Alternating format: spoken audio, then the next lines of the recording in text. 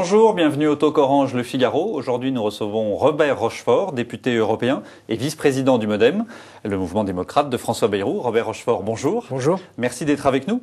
L'INSEE a confirmé les chiffres que le Premier ministre avait esquissés hier concernant la croissance au premier trimestre, plus 1%.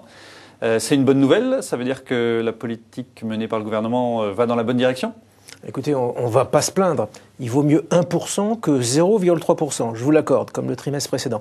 Mais si on tire de ces chiffres l'idée, comme je l'ai vu chez certains commentateurs politiques, qu'on est sorti de la crise, je crois qu'on se trompe profondément. C'est trop tôt pour vous ? Je pense que les trimestres qui vont venir seront des trimestres difficiles. Pour quelle raison ?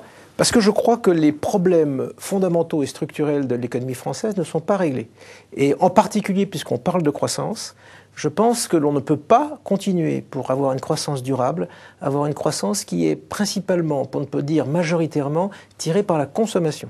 Il est fondamental que nous rééquilibrions notre croissance vers la production. Nous ne pouvons pas être uniquement le pays qui consomme lorsque d'autres pays comme l'Allemagne produisent.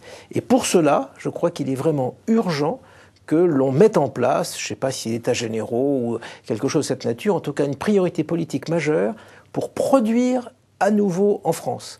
Et donc pour vous, le bon résultat du premier trimestre n'est pas à mettre au crédit du gouvernement. Non, au contraire, il faudrait maintenant qu'il change de politique. Il est très conjoncturel. En particulier, il est lié au restockage dans les entreprises. Et il faut que nous reproduisions. Il faut rappeler, il y a 20 ans ou 30 ans, on disait que le problème, l'ennemi de l'emploi, c'était les machines qui tuaient les hommes au travail. On a découvert avec la mondialisation que l'ennemi en partie de l'emploi en France, c'est le fait de tout délocaliser. Il faut aujourd'hui, au contraire, revenir avec des machines pour fabriquer en France. Ça veut dire qu'il faut réfléchir à la fiscalité, aux charges sociales sur le travail. Ça veut dire qu'il faut faire des inventions, en particulier d'ingénierie et de gains de productivité pour avoir une capacité de produire avec moins d'œuvres. Ça veut dire tout cela et c'est très urgent qu'on le fasse. François Fillon, le Premier ministre, était sur TF1 hier. Je vous propose de l'écouter.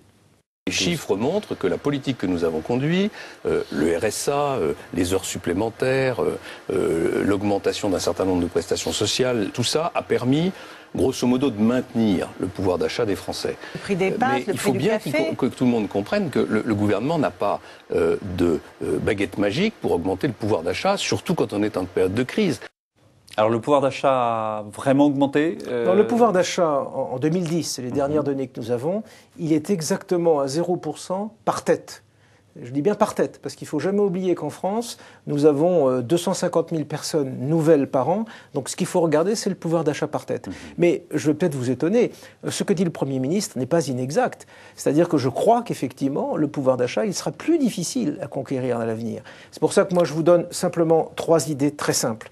Premièrement, quand le pouvoir d'achat progresse peu, la justice sociale, c'est fondamental. Et le problème des mois passés, des semaines passées, et encore aujourd'hui, avec la réforme de l'ISF, c'est qu'on augmente le pouvoir d'achat de certains, de ceux qui ont beaucoup, et pour les autres, on est dans une situation de stagnation, en particulier pour les classes moyennes. Donc il faudra faire plus pour les classes défavorisées. Absolument. Deuxièmement, il faut absolument que l'on traite la question du logement. Le logement et l'énergie, qui sont 2 postes qui coûtent très cher pour les ménages, et il faut relâcher du lest à cet égard. Il faut construire massivement, il faut avoir une politique tarifaire en matière d'énergie qui tienne compte pour des consommations modérées, qui soient moins chères que pour les consommations excessives. Et puis, ce que vous préconisez, c'est de bloquer les tarifs ? Non, pas de bloquer, mais d'avoir, par exemple, une tarification proportionnelle à la consommation, au volume de consommation que l'on a.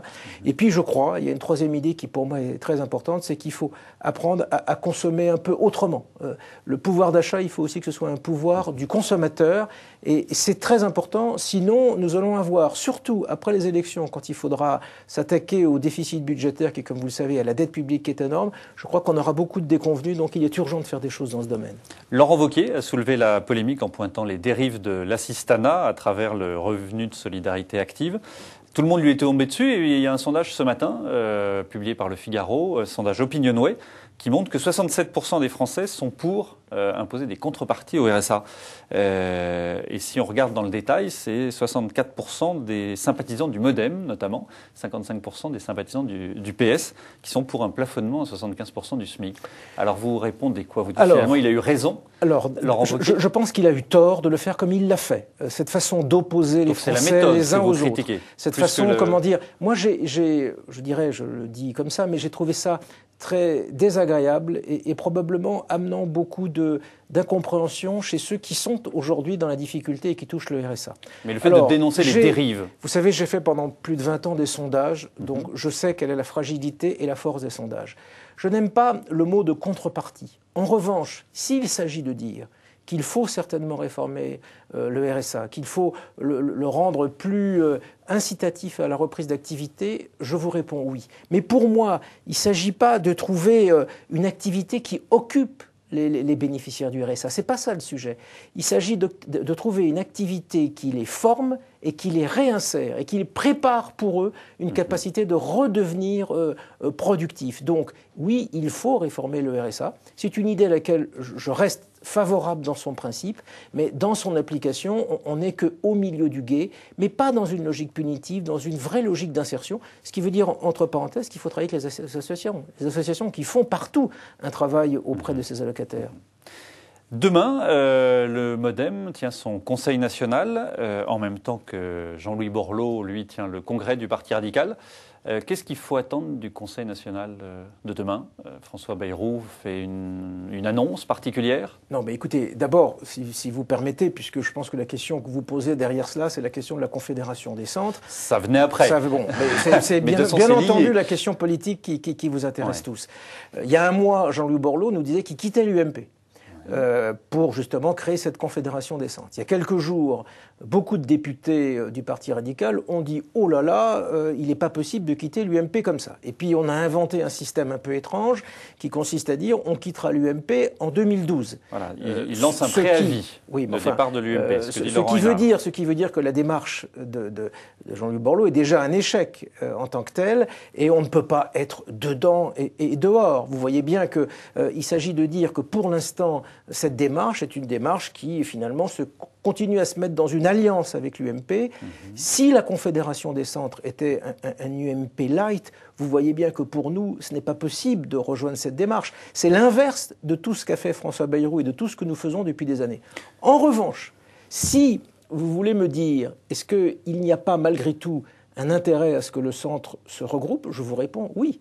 Mais alors, dans la clarté, très simplement, dans une condition qui consiste à dire il ne s'agit pas de rebâtir l'élection de Nicolas Sarkozy l'année prochaine en s'alignant derrière lui. Donc moi j'appelle et nous appelons tous les centristes, tous les démocrates, tous les écologistes à se rassembler, mais dans une position qui est une position claire vis-à-vis des Français. Une position claire, ne pas être avec Nicolas Sarkozy, mais est-ce que ça veut dire alors être avec le Parti socialiste? Parce qu'après tout, en 2007, François Bayrou a négocié avec Ségolène Royal. Vous voyez bien qu'aujourd'hui, en particulier avec ce qu'on appelle le vote utile, vous voyez bien qu'à droite comme à gauche, il n'y a pas de possibilité d'expression d'indépendance en dehors du grand parti frère, qu'il soit le Parti socialiste à gauche ou qu'il soit l'UMP à droite. C'est la réalité, c'est le constat.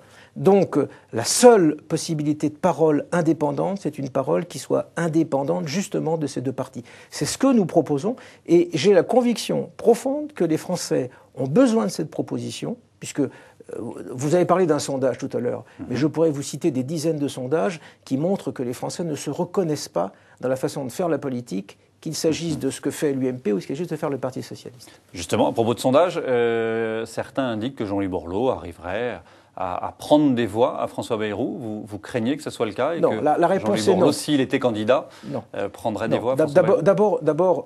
En tout cas, répondons d'abord sur le sondage. Les chiffres relativement élevés de Jean-Louis Borloo correspondent d'une part à un peu d'agitation médiatique autour de tout ce qui se déroule depuis quelques semaines, sa sortie du gouvernement, le fait qu'il a failli être Premier ministre. Il voulait tout de même être Premier ministre de Nicolas Sarkozy, et voilà que maintenant, il se présente en faisant croire qu'il est contre lui. Mais donc non, alors attendez, je vous réponds techniquement sur les sondages. Puisque Jean-Louis Borloo est encore dans la famille de cousinage avec l'UMP, il est très clair qu'en sondage, il monte parce que Nicolas Sarkozy baisse. À l'intérieur du camp de la droite, il est incontestable qu'il y a des gens qui se reportent sur Borloo alors qu'ils étaient avant avec Sarkozy. Mais c'est ceci qui est en jeu. Néanmoins, je dois vous dire que, puisque c'est quand même le sens de votre question également, je ne crois pas que Jean-Louis Borloo sera candidat finalement à la présidentielle, pour les raisons que je vous ai dit, c'est-à-dire le fait qu'il y a un camp auquel il appartient, qui est le camp de l'UMP, et là vous verrez que du coup, dans les sondages où il n'y aura, dans les candidats proposés pour le centre, qu'un seul candidat, et j'espère que ce soit François Bayrou, vous verrez que son score, je pense, à ce moment-là, correspondra au potentiel, au minimum. La base sera le potentiel de ce que l'on voit quand on additionne dans les sondages les différents candidats qui se rallient ou qui se revendiquent d'une des composantes du centre. Pour vous, le seul candidat du centre, c'est François Bayrou? Non seulement François Bayrou est le seul candidat du centre, mais le mouvement démocrate est le seul mouvement du centre. Robert Rochefort, merci d'avoir répondu à nos questions. À lundi pour un prochain talk.